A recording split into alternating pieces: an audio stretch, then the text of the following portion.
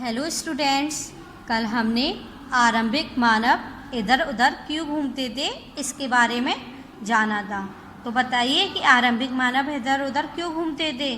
मैंने आपको पढ़ाया था ना और समझाया भी था, क्योंकि वे भोजन की तलाश में इधर उधर घूमते थे, पानी की तलाश में, क्योंकि वे जहाँ रहते थे वहाँ पर वे एक समय से ज़्यादा नहीं रह सकते थे, क्योंकि वे लोग शिकार करते थे और वहाँ के पेड़ पौधों के फल फूल वगैरह खाते थे, जल को प्रयोग में लेते थे। तो एक समय के बाद वे सब समाप्त हो जाते थे। तो अपना पेट भरने के लिए वे लोग एक जगह से दूसरी जगह जाते थे। तो आज के क्लास में हम आरंभिक मानव के बारे में जानकारी कैसे मिलती है ये समझेंगे कि आरंभिक मानव अपने जीवन में क्या करते थे। तो देखिए, पुरातत्वविदों को कुछ ऐसी वस्तुएं मिली हैं जिनका निर्माण और उपयोग आखिर तक खाद्य संग्रह किया करते थे। तो पहले आप ये बताइए कि पुरातत्वविद हम किसे कहते हैं। बताइए कि पुरातत्वविद हम किसे कहते हैं। वे लोग जो पहले समय में आदि मानव और उसके बाद मानव के द्वारा प्रयोग की गई वस्तुएं जो क्या हुआ, जमीन में धंस गई उनके जीवन के समाप्त होने के बाद, तो वे उन वस्तुओं को निकालते हैं और उन वस्तुओं का अध्ययन करते हैं। तो उन्हें हम क्या कहते हैं, पुरातत्वविद। तो उन लोगों को खोज करने के बाद ऐसी वस्तुएं मिली जिनका निर्माण और उपयोग आखिर तक खाद्य संग्रह किया करते थे।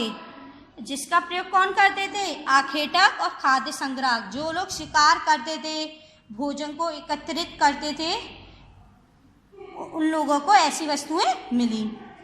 यह संभव है कि लोगों ने अपने काम के लिए पत्थरों, लकड़ियों और हड्डियों के औजार बनाए हों, और यह भी संभव हो सकता है उन लोगों ने अध्ययन किया उस पर, तो उन लोगों ने ये सोचा कि वे अपने काम के लिए किसका प्रयोग करते थे, हथियारों का प्रयोग करते थे। शिकार करने के लिए भी हथियारों का प्रयोग करते थे। तो वे अपने हथियार किससे बनाते थे, पत्थर से बनाते थे, क्योंकि उन्होंने सबसे पहले हथियार बनाने किससे शुरू किया था, पत्थरों से शुरू किया था। पत्थर से शुरू करने के, पत्थरों से हथियार बनाने के बाद उन्होंने फिर क्या किया था, लकड़ियों से बनाए थे और हड्डियों के औजार बनाए थे। इनमें से पत्थरों के औजार आज भी बचे हैं। तो उन्होंने जब उन चीज़ों की खोज की तो उन्हें सिर्फ पत्थरों के औजार ही मिले, लकड़ियों और हड्डियों के औजार उनको नहीं मिले। अब वे पत्थरों के औजार के बारे में क्या बताते हैं। इनमें से कुछ औजारों का उपयोग फल फूल काटने, हड्डियाँ और मांस काटने तथा पेड़ों की छाल और जानवरों की खाल उतारने के लिए किया जाता था। इनमें से वे कुछ औजारों का उपयोग फल फूल काटने के लिए, पेड़ों को काटने के लिए, हड्डियों और मांस को काटने के लिए। जब वे शिकार करते थे तो ये तो नहीं कि वे उसको सीधा खा लेते थे, उसको थोड़े छोटे छोटे टुकड़ों में काटते थे। पेड़ों की छाल को और जानवरों की खाल, जब वे शिकार करते थे तो वे उस जानवर की खाल उतारते थे, उसके लिए भी करते थे औजारों का प्रयोग।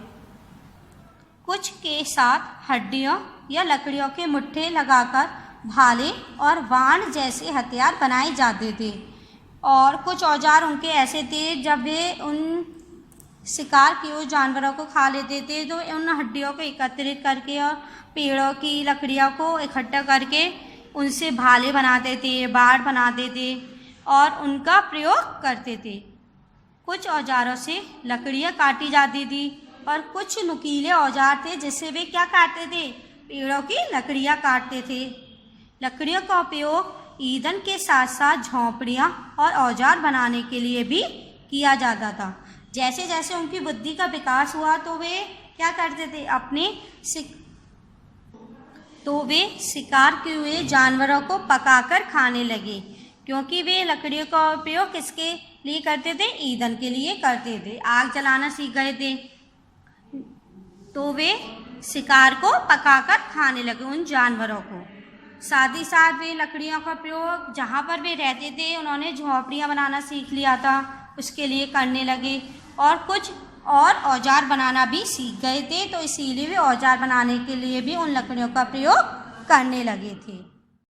देखिए बच्चों, यहाँ पर आपको 2 पिक्चर दी गई हैं, जिसमें से पहली पिक्चर में क्या दिया गया है कि वे लोग अपने खाने के लिए पेड़ों की जड़ों को खोद रहे हैं कि वे उन जड़ों में से वे भाग को निकाल सकें, उस पार्ट को निकाल सकें जो उनके खाने योग्य है।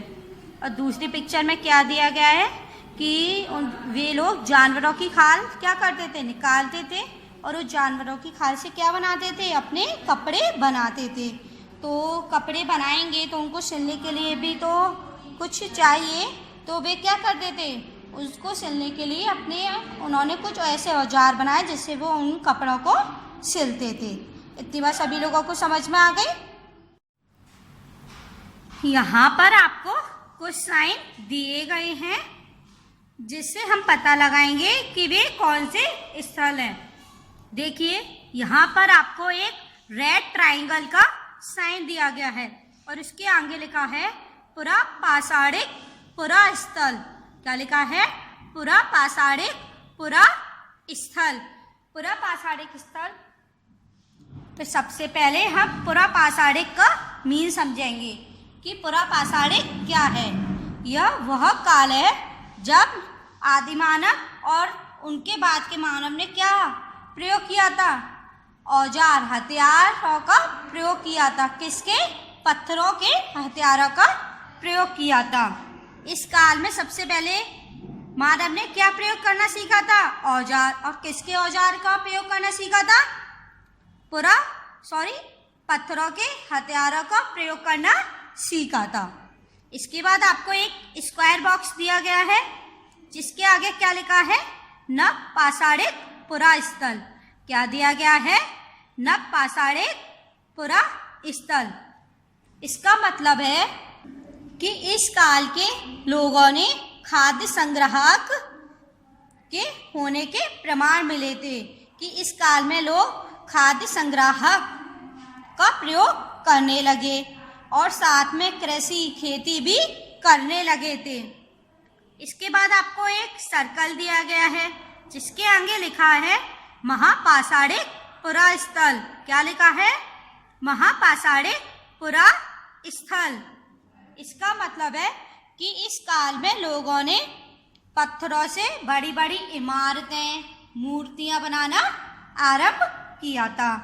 फिर इसके बाद आपको दिया गया है, ये आपको रोम्बस का साइन दिया गया है और इसके आगे लिखा हुआ है आरंभिक गांव। क्या लिखा हुआ है? आरंभिक गांव। इसका मतलब है कि इस समय पर लोगों ने गांव बसाना शुरू कर दिया था। फिर आपको ये स्टार का साइन दिया गया है और उसके आगे लिखा हुआ है आधुनिक नगर। देखिए, अब हम मैप को और अच्छे से समझते हैं। सबसे पहले इधर ऊपर दिया गया है जम्मू कश्मीर में क्या दिया गया है? बुर्ज होम। क्या दिया गया है? बुर्ज होम। ये बताइए ये किस काल का स्थल है? पुरा पाषाणिक, नव पाषाणिक या महापाषाणिक? बताइए। ये स्क्वायर का साइन किसका है? नव पाषाणिक पुरा स्थल। तो ये क्या होगा? नव पाषाणिक पुरा स्थल। ठीक है। फिर इधर आपको दिया गया है मेहरगढ़। क्या दिया गया है? मेहरगढ़। तो ये भी क्या हुआ आपका? नव पाषाणिक। क्या हुआ ये आपका? नव पाषाणिक पुरा स्थल।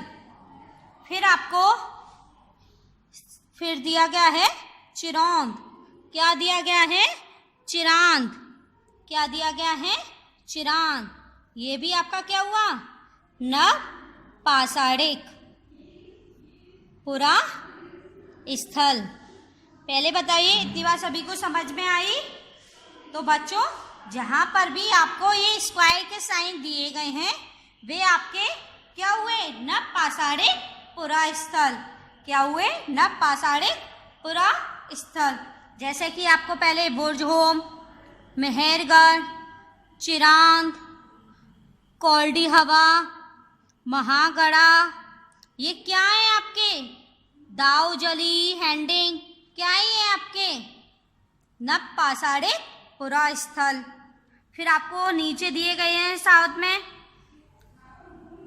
हल्तूर, पेयमपल्ली।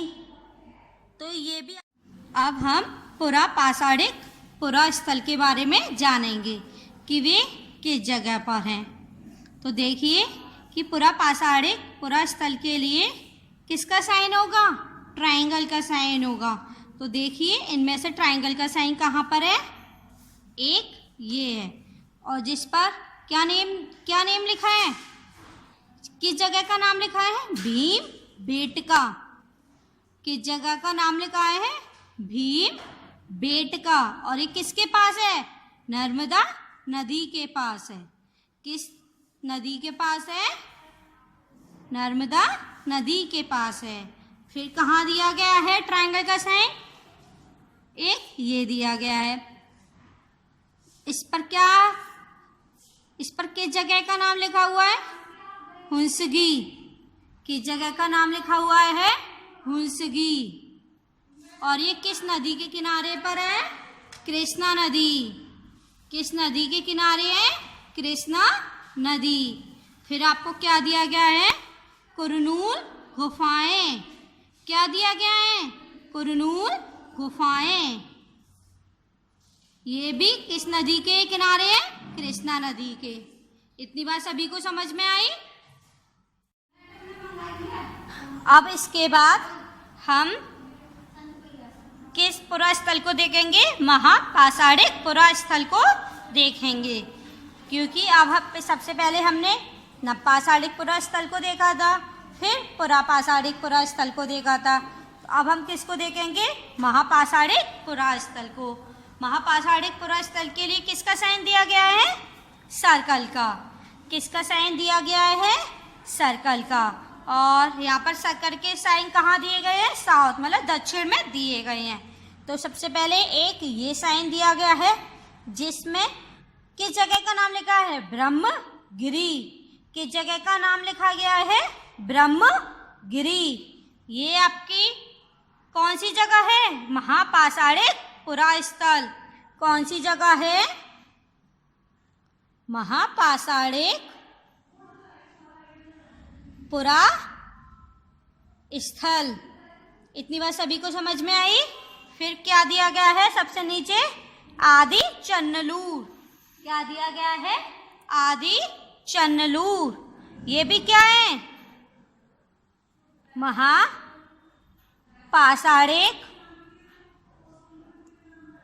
पुरा स्थल।